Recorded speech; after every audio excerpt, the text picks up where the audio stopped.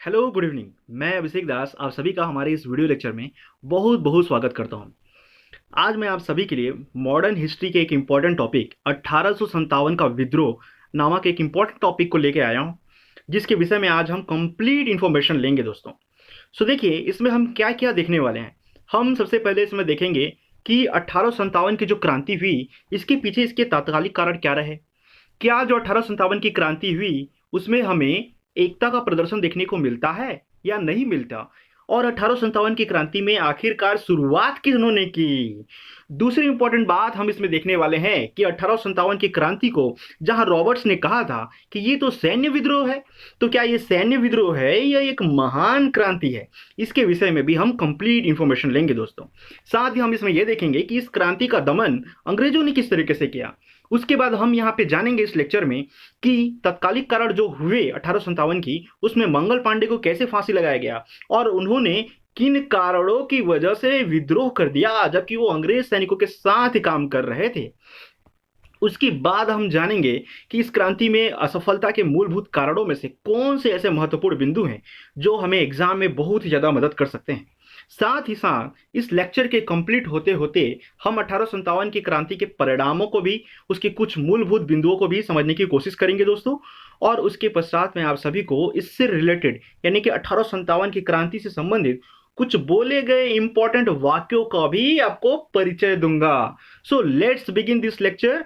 आप सभी अपने जोश को अंत तक बनाए रखिएगा दोस्तों, क्योंकि जब आप पूरी मेहनत से, पूरी शिद्दत से किसी लेक्चर की शुरुआत करते हैं तब उसमें आपका एक्स्ट्रा एफर्ट लग जाता है और वो आप जो है 100% अपना दे पाते हो और आपका ब्रेन जो है उसको इजीली कलेक्ट कर लेता है।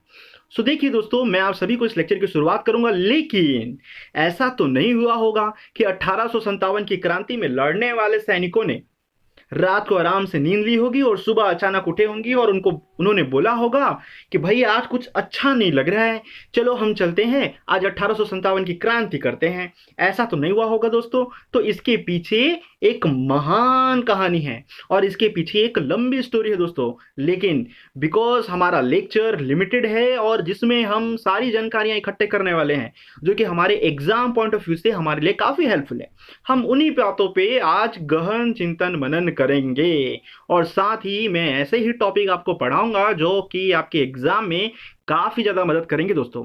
So let's begin this lecture. देखिए इस लेक्चर की हम पृष्ठभूमि पहले बनाएंगे, इसका बैकग्राउंड समझने की कोशिश करते हैं। देखिए दोस्तों, ऐसा क्या हुआ दोस्तों कि आखिरकार भारतीयों को जो है 1857 की क्रांति में कूदना पड़ गया, जबकि कितने सारे भारतीय थे जो कि अंग्रेजों के साथ ही वो काम कर रहे थे दोस्तों। तो आइए हम इसके बारे में गहराई से समझने का प्रयास करते हैं और इसके पीछे के कारणों को समझने की कोशिश करते हैं। तो देखिए दोस्तों, ऐसा क्या था। देखिए एक्चुअली क्या है, भारत में जितने भी किसान थे, जब अंग्रेज हुकूमत भारत आती है और भारत आने के बाद, भारत कब आती है दोस्तों, 1600 में अंग्रेज हुकूमत भारत आती है और भारत आने के बाद यहाँ के राजाओं के साथ उन्होंने अपनी कूटनीति, अपने डिप्लोमेसी का प्रयोग किया और उसके बाद क्या किया दोस्तों, उनको अपने कॉन्फिडेंट में ले लिया और कॉन्फिडेंस में लेने के बाद यहाँ पे धीरे धीरे उन्होंने फोर्टिफिकेशन स्टार्ट कर दिया, यानी कि किलेबंदी स्टार्ट कर दी। सबसे पहले तो फर्रुख शेर से उन्होंने दस्तक पास करवाया और दस्तक पास लेने के बाद उन्होंने धीरे धीरे यहाँ व्यापार करना शुरू कर दिया। व्यापार करने के बाद धीरे धीरे उन्होंने किलाबंदी शुरू कर दी। किलाबंदी शुरू करने के बाद उन्होंने धीरे धीरे अपने सैनिकों को लाना शुरू किया। अपने सैनिकों को लाने के बाद उन्होंने धीरे धीरे अपने लिए एक ऑफिस खोलना शुरू किया। अपने ऑफिस खोलने के बाद उन्होंने राजाओं से कहा, यानी भारतीय राजाओं से कहा कि देखिए देखिए सर, आपकी जो छवि है वह पूरे विश्व में प्रचलित है, आपकी कहानी हमारे इंग्लैंड तक सुनाई देती है। सो देखिए, हम चाहते हैं कि अगर आप पे कोई दूसरा राजा अटैक करता है तो हमारे सैनिक आपकी मदद करें। तो इसके लिए आपको क्या करना पड़ेगा। तो राजा बोलते हैं बिल्कुल बताइए सर, बिल्कुल बताइए, क्योंकि आपके पास तो एक से एक लड़ने के पैतरे हैं, आपके पास एक से एक हथियार हैं, आर्म्स है, वेपन्स है, बिल्कुल हम आपके सैनिकों की सहायता लेंगे। तब अंग्रेजों ने कहा देखिए, अगर आप हमारे सैनिकों की सहायता लेना चाहते हैं तो आपको हमारे सैनिकों को अपने पास रखना पड़ेगा। तब भारतीय राजाओं ने कहा बिल्कुल रखेंगे। फिर अंग्रेजों ने कहा आपको हमारे सैनिकों को अपने ही कोष से तनख्वाह देनी पड़ेगी। भारतीय राजाओं ने कहा बिल्कुल, इससे तो कोई फर्क नहीं पड़ता, हम बिल्कुल एग्री करते हैं। फिर उसके बाद इन्होंने क्या किया, फोर्टिफिकेशन स्टार्ट किया, किलेबंदी कर ली और धीरे धीरे भारत में धीरे धीरे अपना व्यापार को ये बढ़ाने लगे। तो देखिए दोस्तों, आप सभी को पता होगा कि इसके लिए देखिए क्या हुआ जब 1600 में अंग्रेज हुकूमत भारत आया था। तो इसमें से एक प्रश्न पूछा जाता है मेंस के मुख्य परीक्षाओं में। क्या क्वेश्चन होता है दोस्तों, आपको यूपीएससी में भी देखने को ये क्वेश्चन मिलते हैं और स्टेट पीएससी में भी, कि क्या अंग्रेज हुकूमत भारत को गुलाम बनाने के उद्देश्य से भारत आई थी? तो ऐसा बिल्कुल नहीं है दोस्तों, अंग्रेज हुकूमत भारत को गुलाम बनाने के उद्देश्य से भारत बिल्कुल नहीं आई थी। क्यों दोस्तों? क्योंकि अंग्रेज हुकूमत ने क्या किया था दोस्तों, जब वह भारत आई थी तो वह 1600 में आई थी भारत। ओके, और उन्होंने भारतीयों पे अटैक कब करा दोस्तों? उन्होंने भारतीयों पे अटैक किया 1757 में। हम इसका कलर चेंज कर लेते हैं दोस्तों, जिससे कि आप सभी के लिए ये हेल्प। सो देखिए दोस्तों, देखिए कब आए थे अंग्रेज हुकूमत भारत? अंग्रेज हुकूमत भारत आए थे 1600 में आए थे, और इन्होंने भारत में प्लासी का युद्ध किया 1757 में। तो क्या अगर कोई सरकार अगर किसी देश में जाती है तो 150 सालों बाद वहां आक्रमण के बारे में विचार करके आएगी क्या? ऐसा तो संभव नहीं लगता दोस्तों। तो इसीलिए हम कह सकते हैं कि अंग्रेज हुकूमत भारत में केवल व्यापारिक दृष्टिकोण से आई थी। लेकिन बाद में जब 1757 में प्लासी का युद्ध उन्होंने जीता, फिर 1764 में उन्होंने बक्सर का युद्ध जीता, तब अंग्रेज हुकूमत ने यह डिसाइड किया कि लगता है कि भारत हमसे गुलाम बनना चाहता है, और उन्होंने फिर भारत को गुलाम बनाना प्रारंभ कर दिया दोस्तों। सो देखिए दोस्तों, इस लेक्चर को हम आगे बढ़ाते हुए अब इसके इंपॉर्टेंट पॉइंट्स पे आते हैं। देखिए क्या हुआ कि भारतीय किसान जो थे वह अंग्रेज हुकूमत की सेना में भर्ती थे। अब वे जितने भी होनहार हो, जितने भी काबिल हो, जितने भी पढ़े लिखे हो, उनको जो है ऊंची पोस्ट बिल्कुल नहीं दी जाती थी। वे हमेशा निचले पोस्ट में काम करते थे। उनको छुआछूत का भी व्यवहार किया जाता था उनके साथ जो है। साथ ही साथ जब भी ईसाई धर्म के प्रचारक जब अंग्रेज हुकूमत में आते थे, उनके ऑफिस में आते थे, तब वो भारतीयों को भी ये फोर्स करते थे कि आप जो है ईसाई धर्म अपना लीजिए। तो इससे जो है भारतीयों की जो धार्मिक भावना है इसको ठेस पहुंचती थी। साथ ही साथ देखिए दोस्तों, यहाँ पे एक रूल उन्होंने लेके आए थे, the general service of enlistment act. The general service of enlistment act उन्होंने ये लेके आए थे दोस्तों भारतीयों के लिए, जिसमें क्या हुआ, इस नियम के अनुसार भारतीयों को समुद्र पार करके जाना था, जो कि भारतीय मान्यताओं की ये बिल्कुल खिलाफ था। क्योंकि देखिए दोस्तों, भारतीय मान्यता तो ये थी कि अगर भारत के नागरिक समुद्र पार करते हैं तो ऐसी स्थिति में उनका धर्म भ्रष्ट हो जाएगा, और अगर उनका धर्म भ्रष्ट हो गया तो वे जो है भगवान के पास नहीं जा पाएंगे, बल्कि उनको नर्क में भी जगह नहीं मिलेगी। इसलिए वो इसे धार्मिक मान्यताओं को ठेस पहुंचाना समझते थे। लेकिन क्या करेंगे दोस्तों, ये पापी पेट उनसे हर कुछ करवाने लगा और उनको भारत से विदेश भेजा जाने लगा। लेकिन कमाल की बात मैं आपको बताना चाहूंगा कि भारत से जो सैनिक विदेश जाते थे अंग्रेज हुकूमत के लिए काम करने के लिए, उनकी भी जो सैलरी होती थी, वो जो सैनिक जिस क्षेत्र से जाते थे वहां के राजा महाराजा उनकी तनख्वाह देते थे। तो आप देख लीजिए किस तरीके से भारतीय कोष को अंग्रेज हुकूमत ने खाली करने का प्रयास किया। इसीलिए तो दोस्तों, आपने पढ़ा ही होगा कि भारत को पहले सोने की चिड़िया कहा जाता था। पहले भारत को मुगलों ने लूटा, फिर अंग्रेजों ने लूटा। ओके, तो देखिए दोस्तों, उसके बाद क्या हुआ, इस बात से भारतीयों में काफी ज्यादा निराशा की भावना थी। अब इसके बाद क्या होता है, देखिए मंगल पांडे नाम के एक व्यक्ति जो हैं, वे कौन थे? मेरठ की छावनी में वहां काम कर रहे थे एक सैनिक के रूप में। अब उसके बाद क्या होता है दोस्तों, जो मंगल पांडे थे, वो आपको नाम से ही पता चल रहा होगा कि वो ब्राह्मण थे, जाति से ब्राह्मण थे। और उसके बाद जब इन लोगों ने उसका विरोध कर रहे थे, यानी समुद्र पार करने वाली जो उनकी एक्ट थी, इनलिस्टमेंट एक्ट, उसका जब ये लोग विरोध कर रहे थे, तब क्या हुआ, उसी बीच में अंग्रेज हुकूमत ने क्या लेके आ गए दोस्तों, अंग्रेज हुकूमत ने एक और नई पॉलिसी लेके आए। वो कौन सी पॉलिसी थी? वो पॉलिसी थी चर्बी लगा हुआ कारतूस। मतलब क्या हुआ दोस्तों, देखिए कि अंग्रेजों ने एक कारतूस का निर्माण किया। इस तरीके से एक कारतूस रहता था जिसके आधे पार्ट को इसको मुंह से काट करके इसको फेंकना होता था।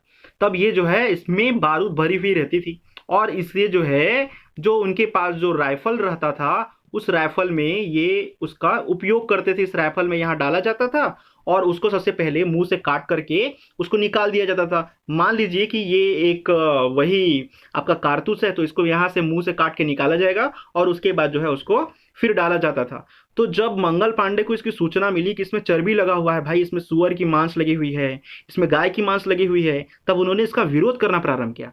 जब उन्होंने इसका विरोध किया तो अंग्रेजों ने कहा ऐसा बिल्कुल नहीं है, आप बिल्कुल गलत कर रहे हो, आप बिल्कुल हमारे दुष्प्रचार कर रहे हो, आप हमारे खाते हो और हम ही पे चिल्ला रहे हो, ऐसा कैसे हो सकता है मंगल जी। तब मंगल पांडे ने बोला बिल्कुल नहीं सहूंगा मैं आपके इस हरकत को, और मैं इसका विरोध करता हूं दोस्तों। तभी उन्होंने क्या किया कि 29 मार्च की डेट, यानी 29 मार्च 1857 को मंगल पांडे ने अपनी आवाज बुलंद की, कहा कि जब तक आप इस चर्बी लगा हुआ कारतूस को भगाएंगे नहीं यहां से, हम जो है इसमें काम बिल्कुल नहीं करेंगे, आपकी मदद जो है बिल्कुल नहीं कर पाएंगे। इन्होंने भरपूर विरोध किया। तो देखिए दोस्तों, भारत की जनता तो शुरू से भोली रही है, वो बस इस बात को देखते थे क्योंकि यहाँ की जनता गरीबी से लाचार रही है दोस्तों। अब देखिए क्या होता था कि पहले से एक तो यहाँ पे उत्पीड़न चल रहा था अंग्रेजों का, वो पहले से यहाँ उत्पीड़ित कर रहे थे लोगों को, पहले से यहाँ शोषण कार्य कर रहे थे। अब उसके बाद क्या होता है दोस्तों, जब मंगल पांडे ने इसका विरोध किया तो दूसरे सैनिकों के दिमाग में खटकने लगा ये बात कि भाई जब ये बोल रहा है तो हमको भी इसका विरोध करना चाहिए। लेकिन तभी कुछ सैनिकों ने कहा देखो भाई, तुमको ये नहीं चाहिए क्या कि तुम्हारे बच्चे, तुम्हारी पत्नी, तुम्हारी माताजी, तुम्हारे पिताजी शाम की रोटी खाएं? तो अगर आप नहीं चाहते कि वो शाम का खाना खाएं तो आप बिल्कुल विरोध में मंगल जी का साथ दीजिए। तब वे अपने उन्होंने क्या किया दोस्तों, अपने कदम को पीछे ले लिए। लेकिन मंगल पांडे कहाँ रुकने वाले थे, वे इस बात से कतई इंकार कर रहे थे कि हम जो है आपकी बिल्कुल सहायता नहीं करेंगे, हम इसका विरोध करेंगे। तभी क्या होता है दोस्तों, मंगल पांडे जी काफी ज्यादा इसका विरोध करते हैं, और विरोध करते करते क्या होता है, 6 अप्रैल 1857 को उनकी गिरफ्तारी हो जाती है दोस्तों। और आप तो जान रहे हैं भली भांति कि अंग्रेज हुकूमत कितना क्रूर था, कितना निर्दयी थे वे। तो उन्होंने क्या किया होगा, सिंपल सी बात है दोस्तों, जैसा कि मैंने आपको बताया। क्या बताया दोस्तों, मैंने जैसा कि आपको बताया कि 6 अप्रैल 1857 में मंगल पांडे की गिरफ्तारी हुई, और 8 अप्रैल 1857 को मंगल पांडे को सरेआम सब लोगों के सामने बीच में ला करके चौराहे पे लटका दिया गया दोस्तों। इस बात से भारतीयों को काफी ज्यादा बुरा लगा, और उन्होंने सोचा दोस्तों, काश हम मंगल पांडे जी की सहायता किए होते। और तभी लोगों के मन में ये भावना जागृत हुई। क्यों जागृत हुई दोस्तों, क्योंकि उस समय के महिलाओं ने ये कहा, कि आप सभी हमारी चूड़ियां पहन लीजिए, अगर आप जो है मंगल भाई की तरह भारत देश के जो दुश्मन है अंग्रेजों को, उनको भगाना यहां से नहीं चाहते, तो आप चूड़ियां पहन के घर में बैठिए, हम इस आंदोलन में आएंगे, हम जो है इस आंदोलन को पूरा करेंगे और इस अंग्रेजों को पूरी तरीके से यहां से भगाएंगे। तब जाके भारतीयों के मन का जो आंखों में जो पट्टी लगी हुई थी वो बाहर निकल गई, मन में जो धूल जमी थी वो बाहर निकल गई, और वे जो है इस क्रांति में कूद पड़ते हैं।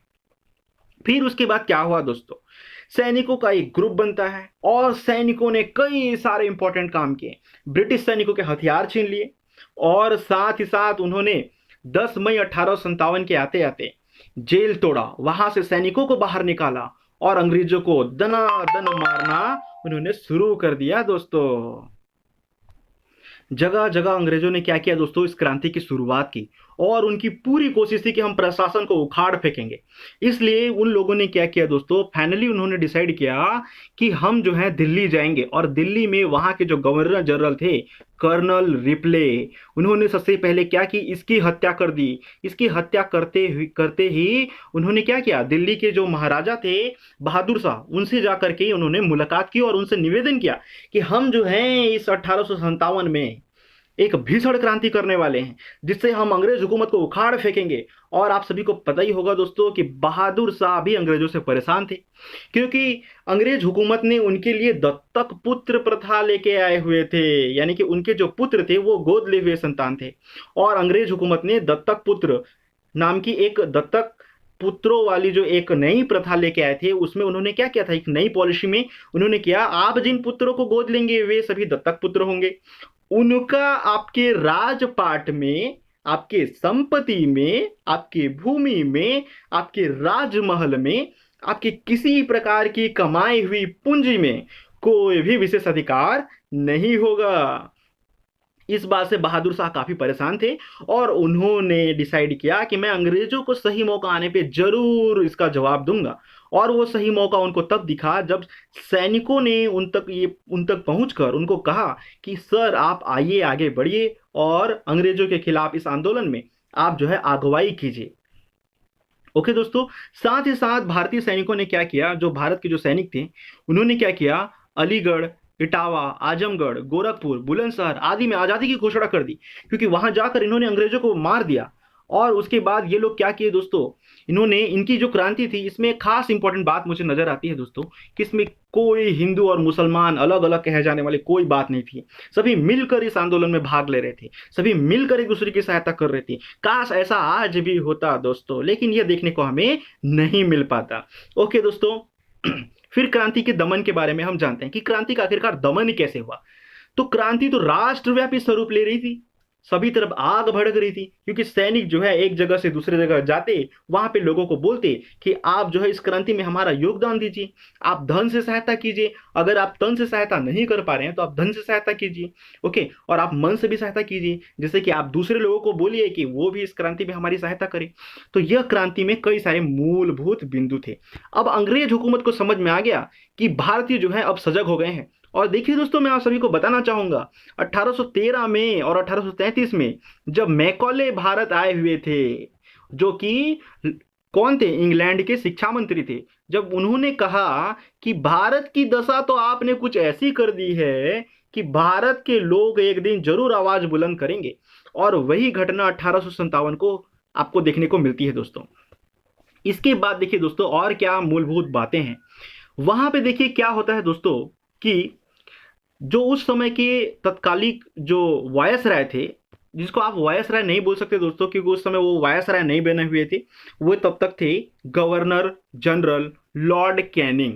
तो लॉर्ड कैनिंग ने क्या किया, जनरल नील को और एनसन को बुलवाया। जनरल नील के बारे में हम जानते हैं दोस्तों, उन्होंने क्या किया, बनारस और इलाहाबाद के क्रांति को कुछ, देखिए दोस्तों उन्होंने क्या किया कि बनारस और इलाहाबाद की क्रांति को उन्होंने पूरी तरीके से कुचल दिया। साथ ही साथ क्रांतिकारियों को छोड़ के वो क्या करते थे, एक सामान्य ट्रिक अपनाते थे। क्योंकि देखिए सैनिक लोग विद्रोह कर रहे थे, और उनको ये पता चल गया था कि भारत के लोग जो है काफी ज्यादा सेंसिटिव हैं, वो अपने फीलिंग्स को छुपा नहीं पाते।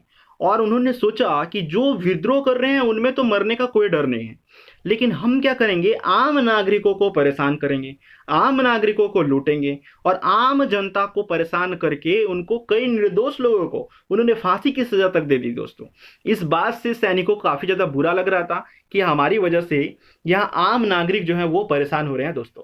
अब इसके बाद क्या होता है, देखिए क्रांति के दमन में क्या करते हैं, उन्होंने बहादुर शाह की क्या की, उनको गिरफ्तार कर लिया दोस्तों। अब उनको गिरफ्तार करने के बाद उन्होंने और भी दिल्ली के कई सारे निर्दोष लोगों को फांसी की सजा दे दी, और उन सभी को फांसी में चढ़वा दिया। तो ये चीजें जो है दोस्तों आपको अंग्रेज हुकूमत द्वारा देखने को मिलती है। ये सभी बिल्कुल भी आपके लिए क्या है दोस्तों, दमनकारी नीतियां हैं। कौन सी नीतियां हैं, दमनकारी नीतियां। अब सेना प्रमुख जो एनसन थे, उन्होंने रेजिमेंट को, उनका जो ग्रुप था, उनको आदेश दे दिया कि आप जाइए फिरोजपुर। ओके दोस्तों, कहाँ जाइए, फिरोजपुर जाइए। फिरोजपुर, जालंधर, फुलवर, अंबाला, इन सभी क्षेत्रों में आप जाइए और सभी बेगुनाहों को मारिए। उन सभी, चाहे वो महिला हो, चाहे बच्चे हो, चाहे बुजुर्ग हो, कोई भी व्यक्ति आपको दिखता है, आप उन पर अत्याचार कीजिए। तभी ये सैनिकों की बल जो है वो टूट जाएगी और ये अपने घुटने टेक देंगे। अब देखिए उसके बाद क्या हुआ दोस्तों, फाइनली जो है इस 1857 की क्रांति में भारतीयों को एक हार का सामना करना पड़ा। लेकिन यह बहुत खुशी की बात है दोस्तों कि भारत के लोगों ने इतने वर्षों तक गुलामी सहने के पश्चात भी अपने हौसले को नहीं छोड़ा, और वे इस क्रांति को आगे बढ़ाने का प्रयासरत करते रहे, और इससे कई सारे अच्छे परिणाम भी देखने को मिलते हैं दोस्तों। तो देखिए दोस्तों, यहाँ तक का जो लेक्चर था वह तत्कालिक कारण के विषय में था। अब हम जानेंगे कि 1857 की जो क्रांति हुई उसमें भारतीयों को असफलता क्यों मिली। देखिए दोस्तों, इसमें से जो मैं आपको इंपॉर्टेंट फैक्ट्स, जो इवेंट्स मैं बता रहा हूं, ये आपके प्रीलिम के एग्जाम में पूछे जा सकते हैं। साथ ही मेंस के एग्जाम में आंसर राइटिंग में आपको ये काफ़ी ज़्यादा हेल्पफुल करेंगे। मैं आप सभी को आंसर राइटिंग प्रैक्टिस के लिए मैं आपको मेंस के क्वेश्चन आंसर भी प्रैक्टिस कराऊंगा दोस्तों आगे आने वाले लेक्चर्स में। So let's continue this lecture. Okay, क्रांति की असफलता के कारणों के विषय में अभी हम जानने वाले हैं। सबसे पहला कारण क्या था दोस्तों, कि निश्चित समय पे क्रांति प्रारंभ नहीं हो पाई थी। क्या हुआ दोस्तों, क्रांति की डेट जो है वो डिसाइड की गई थी 31 मई 1857 को, लेकिन उस समय WhatsApp, Telegram, Facebook, mobile, telephone तो था नहीं कि भारतीय जो है सभी को कॉल करते और बोलते हाँ हेलो, हाँ देखिए तो 31 मई को क्रांति शुरू हो रही है, आप 10 बजे 10:10 में आप फलाने जगह पे पहुंच जाएंगे, ऐसा तो था नहीं दोस्तों। तो क्या हो रहा था वहां पे? तो दोस्तों वहां पे लोगों को पता नहीं थी, लोगों को आधी अधूरी सूचना मिली और लोगों ने 10 मई को ही ये क्रांति प्रारंभ कर दी। जिससे क्या हुआ कि भारत तो इतना बड़ा क्षेत्र है दोस्तों। ओके, जैसा कि आपको पता है भारत तो इतना विशाल है, कभी यहाँ कभी दिल्ली में क्रांति हो रही है, कभी आगरे में क्रांति हो रही है, कभी साउथ इंडिया में क्रांति देखने को मिल रही है, कभी आपको पूर्वी भारत में क्रांति तो कभी पश्चिमी भारत में क्रांति। अलग अलग जगहों में अलग अलग समय क्रांति हो रही थी। कुछ जगह ऐसे भी थी जहां पे समय के बाद क्रांति हुई, जिसकी वजह से एक इम्पैक्ट नहीं पड़ पाया। क्योंकि देखिए दोस्तों, अगर सभी क्षेत्रों से एक साथ क्रांति होती तो अंग्रेज हुकूमत की जितनी भी सैनिक थे उनको एक दूसरे के तरफ जाना पड़ता और वे जो है उनको भारतीयों को हराने में काफी तकलीफ होती। लेकिन चूंकि क्रांति एक ही जगह में हो रही थी, इसलिए सभी अंग्रेज हुकूमत के जितने भी सैनिक थे वो एक ही जगह में आ गए। अब इसके बाद क्या हुआ देखिए दोस्तों, देसी राजाओं का देशद्रोही रुख। भारत के ही कुछ ऐसे राजा थे या भारतीय क्षेत्रों के कुछ ऐसे राजा थे जिन्होंने देशद्रोही बनने का एक महान खिताब उनको दिया गया दोस्तों।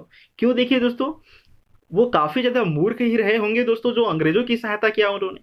देखिए यहाँ पे क्या हुआ, पटियाला में आप देख सकते हैं, है ना, पटियाला के नाभा, जिंदू, अफगानिस्तान और नेपाल के जितने राजा थे वो तो सैनिक सहायता दे रहे थे अंग्रेजों को भाई। कि वो बोल रहे थे कि अगर भारतीयों से लड़ाई होती है तो आप हमारी सैनिक सहायता लो और भारतीयों के छक्के छुड़ा दो और हमें उस क्षेत्र का राजा बना दो। तो आप खुद देखिए दोस्तों ये कैसी कैसी घटनाएं हमको देखने को मिलती हैं। फिर उसके बाद सांप्रदायिकता का खेल हो रहा था। बहुत आसान था उनके लिए सांप्रदायिकता का खेल करना। उन्होंने क्या किया दोस्तों, सिखों और मद्रासियों में आपस में दंगा करवा दिया। अब वो लोग आपस में लड़ने में बिजी हो गए। अब अंग्रेजों के खिलाफ जो इतनी बड़ी आंदोलन चल रही थी उसमें उनकी भूमिका 0% हो गई दोस्तों। साथ ही साथ वे क्या करते थे, हिंदू मुसलमानों को तोड़ने में कोशिश कर रहे थे। हिंदू के मंदिर जाते थे, वहां पे कोई मांस के टुकड़े फेंक दिए। मुसलमान के जो मस्जिद है वहां जाते थे, वहां पे कोई मांस के टुकड़े फेंक दिए और बोल दिया कि मुसलमानों को बोल दिया कि मुसलमान भाई आपके यहाँ हिंदुओं ने फेंका है और हिंदू भाइयों को बोल दिया कि आपके यहाँ मुसलमानों ने फेंका है। हो गया क्रांति शुरू। आज भी यही चीजें होती हैं, कई सारे नेतागण ऐसे ही करते होंगे, इसीलिए यहाँ पे दंगे होते हैं दोस्तों। तो हमको इन सब बातों से इग्नोर करना है, क्योंकि देखिए दोस्तों इतिहास हमें कई सारी चीजों को सीखने का मौका देता है। क्योंकि ऐसा कहा जाता है कि अगर जो व्यक्ति अपने इतिहास के विषय में नहीं जानता वो उसी पेड़ के समान है जिसकी तो जड़ें ही कमजोर है। तो हमें अपने इतिहास के विषय में जानना बहुत आवश्यक है दोस्तों। So let's continue this lecture. संपूर्ण देश में एक साथ ये प्रसारित नहीं हो पाया, इस वजह से भी यहाँ पे हमको हार का सामना करना पड़ा। दूसरी बात देखिए दोस्तों, हमारे पास शस्त्रों की कमी थी। हमारे पास मतलब भारतीय सैनिकों के पास या भारतीय क्रांतिकारियों के पास शस्त्रों की कमी थी। ये तलवार से, भाले से, ऐसे चीजों से लड़ा करते थे। लेकिन अंग्रेज हुकूमत के पास तोपखाने थे, बड़ी बड़ी तोपखाने थी, बड़ी बड़ी बंदूकें थी या दूर तक मार करने वाली उनके पास जो राइफल थी, कई सारे पिस्टल से, कई सारे गन थे। तो जिसके वजह से भारतीयों को इसमें हार का सामना करना पड़ा दोस्तों। अब इसके बाद देखते हैं नेक्स्ट रीजन कि सहायक साधनों का अभाव था। जैसे अंग्रेज हुकूमत के पास रेलवे थी, उनके पास पोस्ट ऑफिस थी, उनके पास ट्रांसपोर्टेशन के अच्छे साधन थे। भारतीय के पास थे क्या? अगर भारतीय ट्रांसपोर्टेशन को फॉलो करते तो अंग्रेज हुकूमत उनको रास्ते में ही पकड़ लेते, बोलते कि आप किधर जा रहे हो भाई साहब, है ना। तो ये सभी प्रॉब्लमों का सामना जो है, मुश्किलों का सामना भारतीयों को करना पड़ा दोस्तों।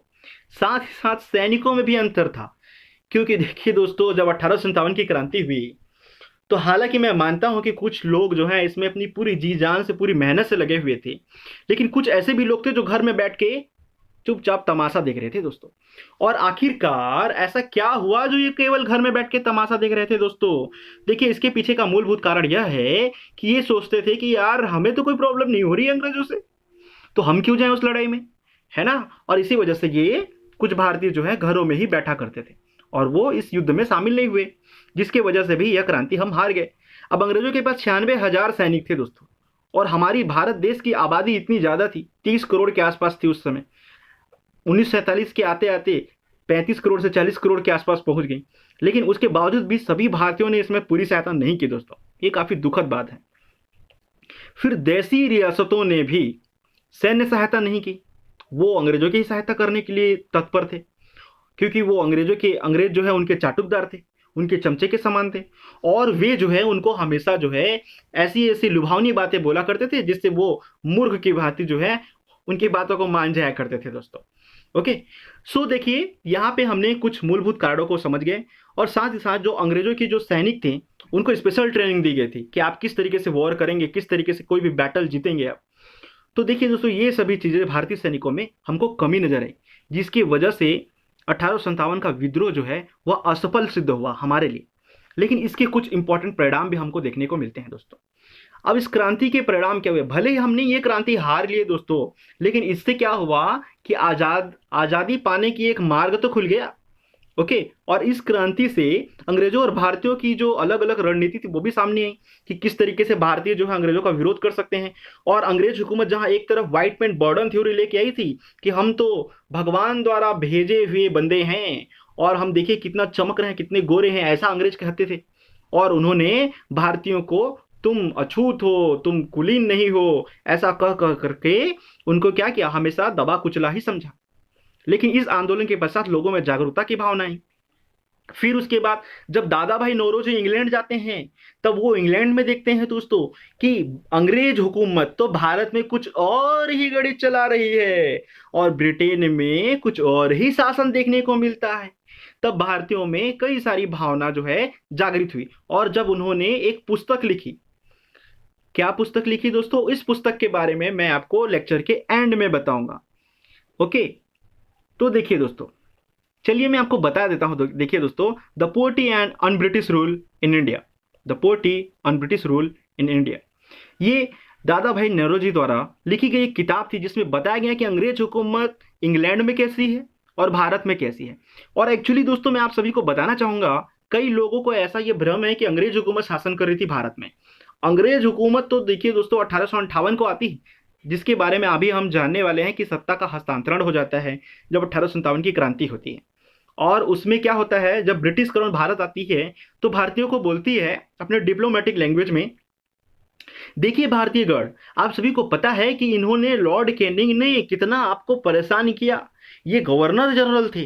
तो अभी देखिए हम गवर्नर जनरल की पद हटा रहे हैं। और भारत में उस समय कौन थे दोस्तों? ईस्ट इंडिया कंपनी थी अंग्रेज हुकूमत की, यही यहाँ शासन कर रहे थे और यही जो है भारतीयों को शोषणकारी नीतियों से परेशान किए हुए थे दोस्तों। तो अब कौन आएगा? भारतीयों ने जब पूछा तो उन्होंने कहा कि अब वायसराय का पद आएगा, वो भारतीयों को भी उतने ही समान अधिकार देगी।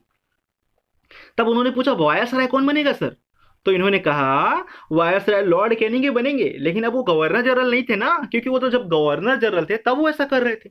अब तो वायसराय हैं, अब उनका यूनिफॉर्म चेंज हो गया, अब वो आ गए और बोले कि यही आपके हैं कर्ता धर्ता सब कुछ। ओके, फिर उसके बाद क्या हुआ, भारत शासन एक अधिनियम 1858 पारित किया गया देखिए दोस्तों।